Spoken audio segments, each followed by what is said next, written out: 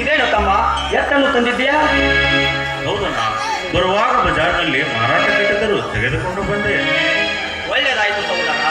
ನೀ ಎತ್ತನ್ನು ತರದಿದ್ರೆ ಈ ನಿಮ್ಮ ಅತ್ತಿಗೆ ನನ್ನನ್ನು ಬಜಾರಿಗೆ ಕಳಿಸ್ತಿದ್ದಳು.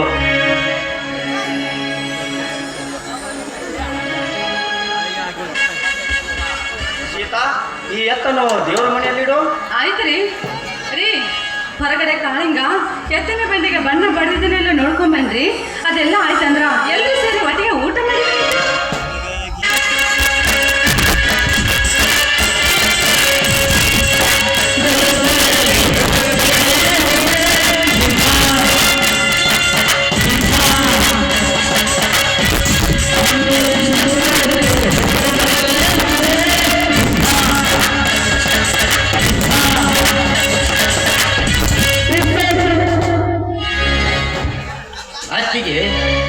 ನಾನು ಎತ್ತಿನ ಗಾಡಿಗೆ ಬಣ್ಣ ಹಚ್ಚಿ ಬಂಗಾರದ ಹಾಗೆ ಹೊಳೆಯುವಂತೆ ಮಾಡಿರುವೆ.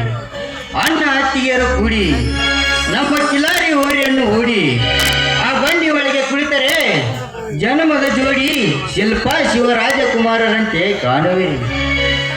ಹೌದಣ್ಣ, ಕಾಳಿಂಗಣ್ಣ ಹೇಳುವ ಮಾತು 100ಕ್ಕೆ 100 ಸತ್ಯ. ಪರದೆಯ ಮೇಲೆ ಜನ್ಮದ ಜೋಡಿಯೊಂದು ಖ್ಯಾತಿಯನ್ನು ಗಳಿಸಿದವರು ಅವರು. ಆದರೆ ಒಬ್ಬ ರೈತನಾಗಿ ಸಂಸಾರದಲ್ಲಿ ಬಂದ ಕಷ್ಟ ನಷ್ಟಗಳನ್ನು ಸಮವಾಗಿ ಹಂಚಿಕೊಂಡು ನಿನ್ನನ್ನು ನಂಬಿ ನಿನ್ನ ಕೈ ಹಿಡಿದ ಈ ನನ್ನ ಅತ್ತಿಗೆ ಬಾಳಿಗೆ ನೀ ಬಂಗಾರವಾಗಿ ನಿಜ ಜೀವನದಲ್ಲಿ ಇಬ್ಬರು ಕೂಡಿ ಜನ್ಮದ ಜೋಡಿಯೊಂದು ಕೀರ್ತಿಯನ್ನು ಗಳಿಸಬೇಕು ಈ ಸಮಾಜದಲ್ಲಿ. ಇದೇ ಅಣ್ಣ ಈ ನಿನ್ನ ತಮ್ಮಂದಿರ ಆಸೆ. ಇದೆ ಅಪ್ಪ, ಈ ನಿನ್ನ ಅತ್ತಿಗೆ ನನ್ನ ಕೈ ಹಿಡಿದು ಬಂದವಳಷ್ಟೇ ಅಲ್ಲ, ನಮ್ಮೆಲ್ಲರನ್ನು ಲಾಲನೆ ಪಾಲನೆ ಮಾಡಿ ಮಕ್ಕಳ ಗತಿಯಾಗಿ ತಲೆ ಮೇಲೆ ಬುತ್ತಿಗಂಟು ಹೊತ್ತುಕೊಂಡು ಈ ಭೂಮಿ ಮನೆಯಲ್ಲಿ ನಮಗೆ ಉಣಬಡಿಸಿದಳಪ್ಪ. ಇವಳೇ ನಮ್ಮ ಪಾಲಿನ ಸೌಭಾಗ್ಯ ದೇವತೆ, ಸೌಭಾಗ್ಯ ದೇವತೆ. ನಿಜ ಇಲ್ಲ ನಿನ್ನ ಮಾತು. ತಾಯಿ ಇಲ್ಲದ ತಪ್ಪಲ್ಲಿ ಮಕ್ಕಳಾದ ನಮಗೆ ತಾಯಿಯೂ ಇವಳಾಗಿ ತಂದೆಯೂ ನೀನಾಗಿ ಹಸಿರೇ ರೈತನ ಉಸಿರೆಂದು ಅದಲ್ಲಿರುವ ಹೊಲದಲ್ಲಿ ದುಡಿದು ತಂದೆ ತಾಯಿ ಸತ್ತ ನಂತರ 25 ಎಕರೆ ಆಸ್ತಿಯನ್ನು ಹಿಡಿದು ಸರ್ವಶ್ರೇಷ್ಠ ಆದರ್ಶ ರೈತ ಈ ಭೂಮಿಯ ತಾಯಿಯ ಚೊಚ್ಚಲ ಮಗನಾಗಿ ಶಿವರಾಮನೆಂದು ಹೆಸರು ಗಳಿಸಿದ್ಯಲ್ಲಣ್ಣ, ಅಷ್ಟೇ ಸಾಕು. ಊರಿಗೊಬ್ಬ ನಿನ್ನಂತ ರೈತ ಇದ್ದರೆ ಸಾಕಣ್ಣ, 100 ಜನರ ಹೊಟ್ಟೆಗೆ ಅನ್ನ ಹಾಕುವುದರಲ್ಲಿ ಸಂದೇಹವೇ ಇಲ್ಲ. ಹೌದಪ್ಪ ಮೈದನ. ಯಾಕೆಂದ್ರೆ ಈ ಸಮಾಜದಲ್ಲಿ ಹೊಣ್ಣನ ನಂಬಿ ಕೆಡಬಹುದು, ಆದ್ರೆ ಈ ಸಮಾಜದಲ್ಲಿ ಯಾರಾದ್ರೂ ಹೆಣ್ಣನ ನಂಬಿ ಕೆಟ್ಟಿದ್ದು ಸುದ್ದಿನೇ ಕೇಳಿದ್ಯಾ? ಆದ್ರೆ ಈ ಮಣ್ಣನ ನಂಬಿ ಕೆಡಲು ಸಾಧ್ಯವೇ ಇಲ್ಲಪ್ಪ, ಸಾಧ್ಯವೇ ಇಲ್ಲ. ಬಾರಪ್ಪ ಮೈದನ, ತುಂಬಾ ಬೇಡ ಆಯ್ತು. ಎಲ್ಲರೂ ಸೇರಿ ಒಟ್ಟಿಗೆ ಊಟ ಮಾಡಿದ್ರೆ ಬಾರಪ್ಪ.